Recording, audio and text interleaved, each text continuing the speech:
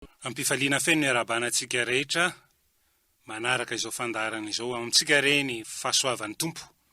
Ary fifaliana indray no iarahana mandinika ihany koa ny Romanina 5 ny andininy voalohany ka hatramin'ny faha 2:10. Andeha iaraha ivavaka sika ary dia hamaky sy andinika izany Romanina 5 ny andininy voalohany ka hatramin'ny faha 2:10 zany. Jesosy Kristy tomponay io, tsara ianao, Andriamanitra lehibe, be voninahitra, tompon'ny hery sy ny fahefana rehetra, indreto izay manantona anao, mitady anao izay, mangetaeta ny teninao izay, meteza handrotsaka ny fanahinao masina, hameno ny etaetanay, handraisanay ny afatra avy amin'ny teninao, ka hitondra fiainana ho anay ny teninao, amin'ny anaran'i Jesosy Kristy tompo. Amen. Andiary iarahantsika mamaky Romanina 5 ny andininy voalohany ka hatramin'ny faha 2:10 amin'ny anaran'i Jesosy Kristy. Koa amin'izany satria efa nohamarinina tamin'ny finoana isika, dia aoka isika hanana fihavanana amin'Andriamanitra amin'ny alalan'i Jesosy Kristy tompontsika. Tamin'ny alalany koa no efa nahazoantsika fanatonana amin'ny finoana ho amin'izao fahasoavana hitoerantsika izao. Koa dia aoka isika hifaly amin'ny fanantenana ny voninahitr'Andriamanitra. Ary tsy izany ihany, faoka isika hifaly amin'ny fahoriana aza, satria fantatsika fa ny fahoriana mahatonga faharetana, ary ny faharetana mahatonga fahatsaram-panahy voazatoetra, ary ny fahatsaram-panahy voazatoetra mahatonga fanantenana, ary ny fanantenana dia tsy mampahamenatra, satria ny fanahy masina izay nomenan'Andriamanitra antsika no nentina pidina ny fitiavan'Andriamanitra ao am-potsika. Fa fony tsy mbola nanan-kery isika dia maty Kristy tamin'ny fotoanandro hamonjy ny ratsy fanahy. Fa saika tsy misy olona manaiko ho faty hamonjy ny marina, fa angamba isy ihany ny sasany sahy maty aza hamonjy ny manao soa. Fa Andriamanitra mampiseho ny fitiavany antsika. Fa fony mbola mpanota isika dia maty hamonjy antsika Kristy. Koa maika aza ny hamonjeny antsika ho afaka amin'ny fahatezerana ankehitriny, rehefa nohamarininy tamin'ny rano isika. Fa raha fony mbola fahavala aza isika no nampihavaniny tamin'Andriamanitra tamin'ny fahafatesany zanany, maika ny hamonjeny antsika amin'ny fahavelomany ankehitriny rehefa nampihavaniny. Ary tsy izany ihany koa fa mifaly amin'Andriamanitra isika amin'ny alalan'i Jesosy Kristy tompontsika, izay nahazahoantsika ny fihavanana ankehitriny. Ray masino manamasinana anay amin'ny fahamarinana, fa ny teninao no fahamarinana. Ity Romanina 5 ity dia mamintina izay rehetra efa voalaza teo aloha, zany hoe nanomboka tamin'ny 1 voalohany ka hatramin'ny 4. Mamintina izay voalaza tany ity Romanina 5 ity. Avy eo mantsy, manomboka amin'ny 5 ka hatramin'ny 9 dia misy hevi-baovao zay ho velarin'ny Paoly. Ao anatiny zany hevi-baovao izany no hivotra ny fanantenana, hiresaka momba ny fanantenana izy. Ary dia hitatsika sahady izany eo amin'ny andininy 7 ohatra. Andengeo raisitsika, ary tsy izany ihany, fa aoka isika hifaly amin'ny fahoriana aza, satria fantatsika fa ny fahoriana mahatonga faharetana, ary ny faharetana mahatonga fahatsara-panahy voazatoetra, ary ny fahatsara-panahy voazatoetra mahatonga fanantenana. Raha tsorina manomboka eto amin'ny 5 eto, dia ampivelatra an'ireo hevi-baventy ireo Paoly. Ao ny fahoriana, ao ny voninahitra, ao ny fiainana, saingy ao ambadika ireo rehetrarehetra ireo misy ny fanantenana. Hampivelatra an'izay izy, ka na ny teny, na ny andalatsoratra, na ny hevitra tsirairay avy, dia toy ny ao anatiny andeha ho lazaina hoe sondrina Paoly manazava izany, mampivohitra, maneho amin'ny kristianina rehetra hoe ore olona, izao nge ny zava-misy, izao nge ny fahamarinany filazantsara ny Kristy. Izay no ataony manomboka eto amin'ny 5. Ka na ity 5 ho jerentsika ity aza, zany hoe ny andininy voalohany ka hatramin'ny faha 2:10, dia misy hevitra 3 mazava zay mivoitra. Inona reo hevitra 3 zay mivoitra ireo? ny tapany voalohany, ny andininy voalohany ka hatramin'ny fahadimy dia mampivohitra ny hoe no amarinina isika. No amarinina Andriamanitra isika, izay no avohitra ny tapany voalohany iny. Ny fizarana faharoa kosa, ny andininy fahaenina ka hatramin'ny fahavalo dia mampivohitra ny hevitra hoe manana fihavanana amin'Andriamanitra isika. Vita fihavanana amin'Andriamanitra isika. Ny tapany farany na ny tapany fahatelo, ny andininy fahasivy ka hatramin'ny faharaiky ambin'ny folo dia aneo fa novonjeny isika. Novonjen'Andriamanitra isika. Ary dia ho teteziny Paoly tsirairay ireo hevitra ireo hevi-baventy ireo ka avoitrany ny filazantsarany Jesosy Kristy ao anatiny izay. Andeha aza iaraka ijery tsy moramora ireo hevitra zay avoitrany Paoly ireo isika. Andeha ho raisina ny andininy voalohany mihitsy. Inona no ambarany andininy voalohany? Koa am'izany, satria efa no amarinina tamin'ny finoana isika, dia aoka isika anana fihavanana amin'Andriamanitra. Eo de efa mivoitra sady lay hevitra no lazaitsika teo am-boalohany. Ny hevitra voalohany de inona? No amarinina isika. No amarinina tamin'ny fomba ahoana? Tamin'ny finoana. Inona ny vokatra zay? Misokatra ny lalana amin'ny fihavanantsika amin'Andriamanitra. Mazava, tsotra izany hevitra zay ambaran'ny Paoly izany. Raha misokatra ny lalana dia manana fifandraisana amin'Andriamanitra isika hatreo. Inona ny vokatra ny fifandraisantsika amin'Andriamanitra izany? Hatreo ary afaka mifandray mivantana amin'i Jesosy Kristy aho. Tsy mila panelanelana. Tsy misy tsony ny hevitra hoe andeha hifona amin'ny ranona sy amin'ny ranona izay atao panelanelana. Tsia, mazava ny tenin'Andriamanitra. Efa no amarinina tamin'ny finoana isika dia manana fihavanana amin'Andriamanitra. Ohatra ny mampatsiaro an'ny tantara tsotra ny ren'le olona izay malala olona ambony any amin'ny fitondrana nga ohatra na any amin'ny birao, dia miteny amin'ny namany hoe ranona ve? Fantatro iny, misokatra ny lalana, afaka makany sika. Raha misy zavatra tediavinao any amin'ny birao toy izao, za mahalala ny ranona. Zany ny fomba fitenenana. Fa tsy fitenenana toy izany no ambaran'ny teny eto hoe manana fihavanana amin'Andriamanitra. Tsia, tsy fifankalalana angalana tombotsoa vetivety, tsy izany. Fa fifandraisana lalina, mitohy, ary miteraka fiainana vaovao ao amin'ny olona anankiroa zay mifandray. Iza raha olona roa mifandray reo? Izao sy Andriamanitra. Andenge ho raisitsika ny hevitra anankiray izay nivelarin'ny Calvin. Zao ny voalazan'ny Jean Calvin mantsy.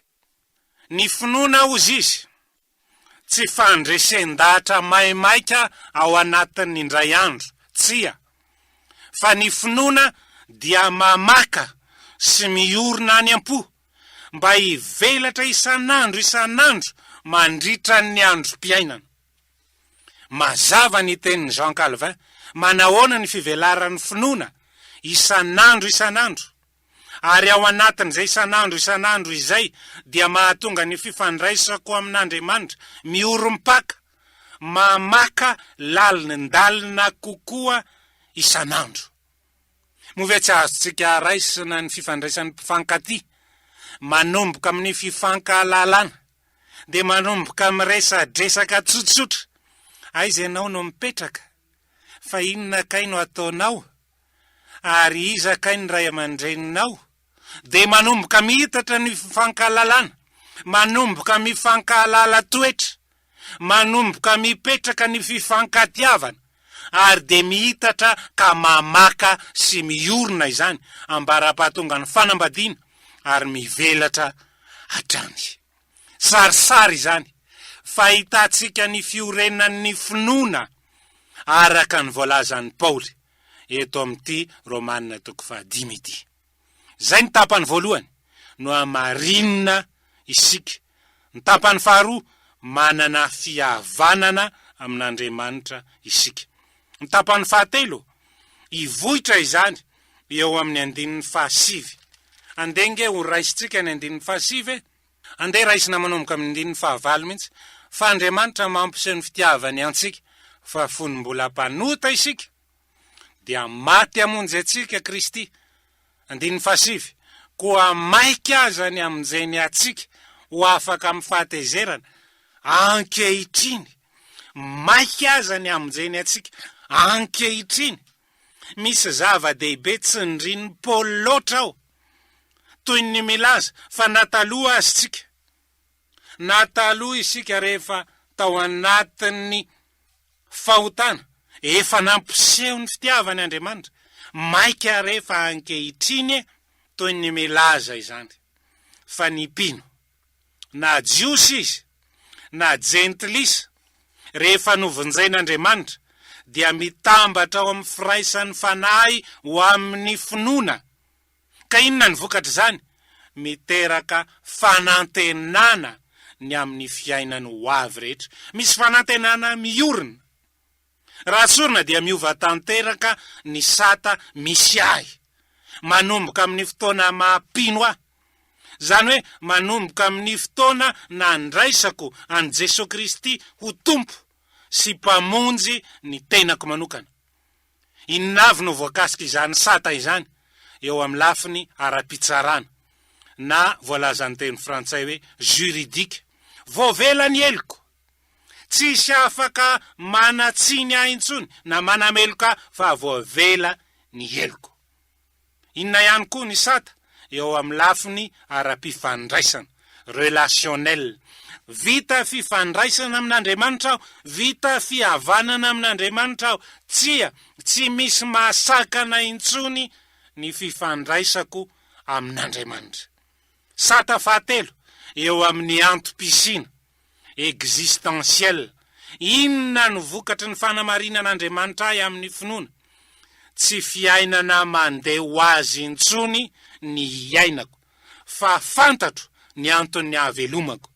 Fantatro ny sitrapon'Andriamanitra ny amin'ny fiainako. Andray zany fahasoavana omen'Andriamanitra. Mampieritreritra, mahatonga fanantenana, mahatonga tsika hifaly. Ary zay mihitsy nilay votran'ny Paoly ato amin'ity Romanina 5 ity. Aoka isika hifaly ozy, aoka isika hifaly. Nahoana? Misy fanantenana lehibe, misy fanantenana ho an'ny olona zay mino an Jesosy Kristy. Ho ahy izany, ho anao izany, tian'Andriamanitra hivelatra aho amin'ny finoana. Andeha ary anontany tena kely sika. Tena mivelatra ve ny finoko? Mivelatra ve ny fifandraisako amin'Andriamanitra isanandro? Mitombo ve aho arakaraky ny ahenoko ny ten'Andriamanitra? Ohatra, izao fianoko ny ten'Andriamanitra amin'ny mana isanandro izao, tena mitombo ve ny finoko amin'ny fifandraisako amin'Andriamanitra? Eo no ahitantsika indrindra mantsy fa mila fitaizana na isika pino azy. Tsy mandeha ho azy ny fiainantsika fa mila fitaizana. Mampatsiaro any pino anankiray izay ny teny hoe izay pino aviatsy dia tsy de zatra loatra miditra amin'ny fiangonana toy izao sy toy izao. Mampieritreritra izany. Ny finoanao ve miankina amin'ny fiangonana anankiray sa miankina amin'ny Jesosy Kristy ka mahatonga anao tsy afaka mihitsy niditra amin'ny fiangonana toy izao satria tsy fombanao izany? Mampieritreritra ireny ary mahatonga antsika isaina lalina, miankina amin'inona ny finoantsika, miankina amin'ny zavatra ivelany, amin'ny fombafomba mpiangonana, amin'ny antokom-pinoana, sa miorina amin'ny Jesosy Kristy. Lalina izany teny zany, lalina. Fa ato amin'ity andalatsoratra masina ity nefa no ahitantsika indrindra n'izay fitenenana izay hoe amin'ny alalan'i Jesosy Kristy. Ny finoantsika dia mivelatra amin'ny alalan'i Jesosy Kristy, amin'ny finoantsika an Jesosy Kristy. Jereo ngeny 1:12 hoe ary tsy izany ihany fa mifaly amin'Andriamanitra isika amin'ny alalan'i Jesosy Kristy tompontsika. Ahoana ny lalana? Inona ny fomba andehanantsika ho amin'ny fandresena, ho amin'ny fanantenana, ho amin'ny fifaliana, amin'ny fijerena ny zavatra ivelany iainantsika ve? Amin'ny alalan'ny fahazahoantsika vola be ve? tsia amin'ny alalan'i Jesosy Kristy. Rehefa miverina ny finoantsika ka mitodika amin'ny tenin'Andriamanitra dia mazava amintsika ny lalana izay andehanantsika fa ao amin'ny Jesosy Kristy no iorenan'ny finoantsika. Ary ao no ambaran'Andriamanitra ny filazantsara. Inona ny filazantsara? Ny filazantsara tsy teny maniditsidina na fieverana maniditsidina ny ambony tsy takamaso any, zavatra tsy fantatra, tsia. Ny filazantsara dia iainako eto amin'izao fiainako ankehitriny izao. Ninona zava-misy eo amin'ny fiainako, na fahoriana, na ady sarotra, na zavatra mafy. Ny filazantsara dia mitaona hanana ny finoana, mitarika fandresena ao amin'ny Jesosy Kristy. Io lay ambaran'i Paoly teo amin'ny 7 hatramin'ny 5, ary tsy izany ihany fa aoka isika ifalo i Paoly amin'ny fahoriana azy. Nahoana? Satria fantatsika fa ny fahoriana mahatonga faharetana. Zany hoe me maharitra amin'ny finoana, amin'ny fahalalana. Ary ny faharetana hoy Paoly mahatonga fahatsara-panahy voazato etra. Arakaraky ny velaran'ny finoko mantsy, miova ovain'Andriamanitra ny toetrako, ho tia ny tenin'Andriamanitra, ho tia an'Andriamanitra, ho tia ny filazantsara. Miteraka fifaliana ny filazantsara. Na dia ao anatin'ny fiainana mafy aza aho, na dia mety ao anatin'ny fijaliana mihitsy aza aho, marina fa betsaka ny ao anatin'ny fijaliana, fa diranovana. Fa misy miavaka nefa ny fijaliana zay miaraka ao amin'ny Jesosy Kristy. Nahoana? Fiainana misaotra an'Andriamanitra, fiainana miankina amin'ny fanantenana amin'ny filazantsara ao amin'Andriamanitra. Indreny fahitana ity vehivavy anankiray manantena, zay efa tapaka lalandra, na ny fitenenana raha tsy afaka miteny intsony fa mibadabada.